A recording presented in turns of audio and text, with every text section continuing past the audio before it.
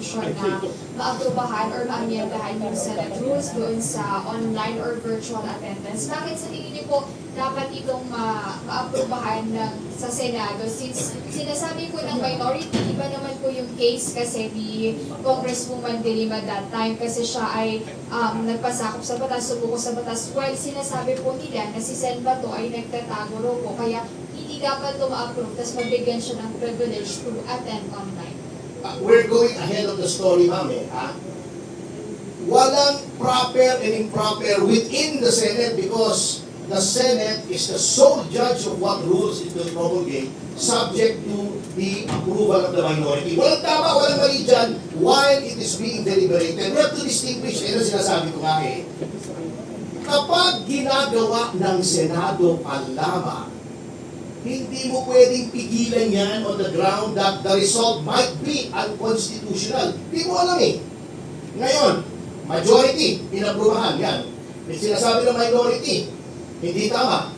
That is the time that you go to court. Once the rules have been approved by the majority, that's when you question grave abuse of discretion. But while the discretion, which is plenary, ibig sabihin plenary, ay walang limits, plenipotentiary in nature, ang exercise ng function ng Senado of rule-making or law-making, hindi pwedeng pigilan yan. You can only question the end result. Pag may batas na, punta ka sa court, unconstitutional. Pag may rule na, punta ka sa Supreme Court, kung minority ka natin, stopping them. Grave abuse. Pero once ginagawa pa lamang, hindi mo pwedeng pigilan yan. Otherwise, you might as well say that ang Supreme Court or courts ang judge whether or not the Senate can exercise its function. Let the Senate exercise its function. Ano function? May proposal ng amendment. Pagbobotohan, na-approve yung amendment.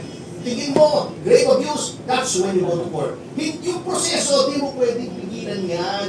Yan ang natitirang yung territory that is called non-justiciable or political. Although expanded na sa Section 1, Article 3 ng Constitution ng judicial power, meron pa rin mga areas na hindi pwedeng panghimasukan ng judiciary. That is one of them. The other is the question of executive clemency. Hindi pwedeng panghimasukan yan ng judiciary. May nagtitira pa rin pong political question. And let no law dean or law professor tell you otherwise. Kasi if something is wrong, 5,000 devils saying it is right does not make it right.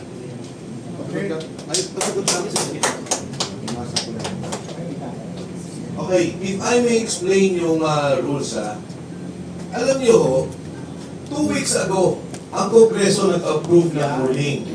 Ang sabi ng Kongreso, we are allowed to do virtual session, virtual committee hearings. Meaning, voice and vote, pinayagan ng Kongreso 2 weeks ago. Yung nangyari na dati daw sinasabi lang, iba yung kay Senator De Lima, iba yung kay Senator Trillanes, totoo po yun. Kasi ang ginawa nila, resolution. A particular resolution to allow a particular senator. Ito hong ginagawa nila Senator Marcoleta, yung kanyang motion, is an amendment of the rules of the Senate. Section 136. Ang sinasabi doon ay papayagan natin ang mga senador, because of their circumstance lahat, ay payagang bumoto at dumibate sa Senado. So yun ang diferensya doon sa issue nila. Ngayon na naging debate nung nakaraan sa Senado, kasi nagposyon si Senator Marcoleta, itinaan sa committee, sa Rules Committee. Ang sabi nila, hindi pa constituted yan Bakit natin i-take up ngayon, dapat may committee report. But actually, yung sinasabi na plenary o yung pangkabuuan is the highest body of the Senate. Siguro, nakita nila, sige, huwag na natin ipilit ngayon, next week na natin ipasok yung motion. But that is a motion to amend the rules of the Senate. Actually, the existing Senate rules now, during COVID, inaalaw talaga nila yung virtual Zoom for committee hearings. Yes, because of COVID. But now, it is an amendment of the rules. Ngayon, papasok ako dun sa posisyon ng majority as of now. Ikukulong mo yung mga kasama ko on the basis of a Yusek Bernardo affidavit. Tatanggalan mo sila ng boses, tatanggalan mo sila ng boto, na kinakatawa nila ang marami pong Pilipinong bumoto. Why will I deny you that? Kasi ang gusto nila, pag walang virtual voting, presence in the Senate, yan ang nangyari kay Senator Bato. Dahil requirement nila, kailangan may physical presence ka. And nung noong araw niloloko si Senator Bato, sabi hindi, natatakot ka, nagtatago ka. In fact, kita-kita natin yung nangyari.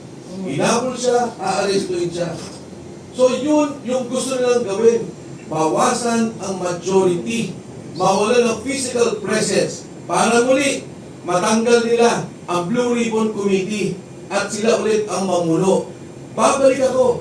Yung amendment niyan, yung gulo niyan, Blue Ribbon Committee hearing. Ang apila ko sa minority, pagbigyan lang nila. 2-3 hearings ang Blue Ribbon. Lumabas ang katotohanan. Pagkatapos, kunin nila ulit ang Senate majority. Palabasin lang nila ang totoo at malaman ng taong bayan. And on general principles, we have to remember that senators are elected at large. Pag diniprive mo ng participation at boto yan, you disenfranchise effectively the millions, tens of millions of people who voted for them. Yan ang general principle. Ang sovereignty resides in the people. Dapat lagi, ang fundament. Yan ang unang-unang linya ng ating konstitusyon. Ang nagbigay ng karapatan dyan ay taong bayan. You do not lightly silence their voices ng ganun-ganun na lamang. Presume innocent yan kahit ikulong mo yan eh. O, the presumption of innocence will always apply until final conviction. Bakit i-deprive mo? Ang bottom line, mahirap si Senator Jinggoy, si Senator Bato, si Senator Marcoleta, si Senator Cheese, o si Senator Joel, biro mo, tatanggalin nila ng buto. Hindi pwede. Hindi maganda. Ayusin mo. Boto! Last na. Sige. Ferdinand Cruz Reyes po, OFW leader and advocate. At the same time po, patriotikong Pilipino connected by Russian government. Meron po akong katanungan sa tatlong magigiting nating mga abogado tsaka isang congressman. Sa puso namin. Ang tanong ko lamang po, kasi nagkaroon po kami ako po ay membro ng Patriotikong Pilipino, ito po ay connected sa Russian government under President Vladimir Putin. Nagkaroon po kami ng teleconference at nabanggit po namin ito po